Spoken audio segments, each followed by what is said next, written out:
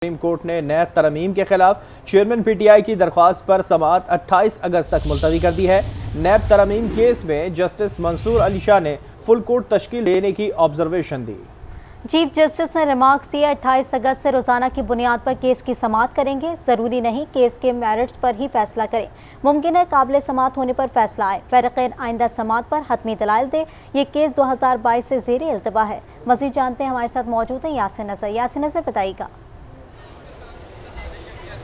जी बिल्कुल, chief justice की सरबराही में 3 रुकनी बेंच जो है इसने समाअत की है। चीफ जस्टिस ने आज इस केस की समाअत के दौरान जो है ये बताया है कि अब जो आइंदा समाअत होगी 28 अगस्त तक जो मुलतवी की है, ये रोज़ाना की बुनियाद पे होगी और इस पर ये भी हो सकता है कि एक मेरिट्स के ये केस काबिल समाअत है कि नहीं, इस पर जो है वो फैसला सुनाया जा सकता है। और दूसरा ये है कि इसकी तमाम केस जो है उस पर भी फैसला सुनाया जाना है। तो इस पर जस्टिस मंसूर अली शाह जो है उनकी तरफ से ये तजवीज़ आई है कि चीफ जस्टिस पाकिस्तान जो है फुल कोर्ट जो है वो तश्कील दें। प्रैक्टिस एंड प्रोसीजर एक्ट की मौजूदगी में केस 5 मेंबर को सुनना चाहिए। ये जस्टिस मंसूर अली शाह जो हैं उनकी तरफ से कहा गया और ये भी उनकी तरफ से कहा गया कि मिलिट्री कोर्ट्स केस में भी फुल कोर्ट बनाने की तजवीज़ दी थी। और साथ साथ उन्होंने कहा कि मेरा एतराज़ है कि इस तरह के मामलात फुल कोर्ट ही सुन सकती है। साथ साथ क्योंकि अब आज ख्वाजा हारिस जो हैं वो सेहत खराबी की वजह से यहाँ पेश नहीं हुए थे, उनके जो मामन वकील हैं उनकी तरफ से बताया गया कि मुझे ख्वाजा हारिस ने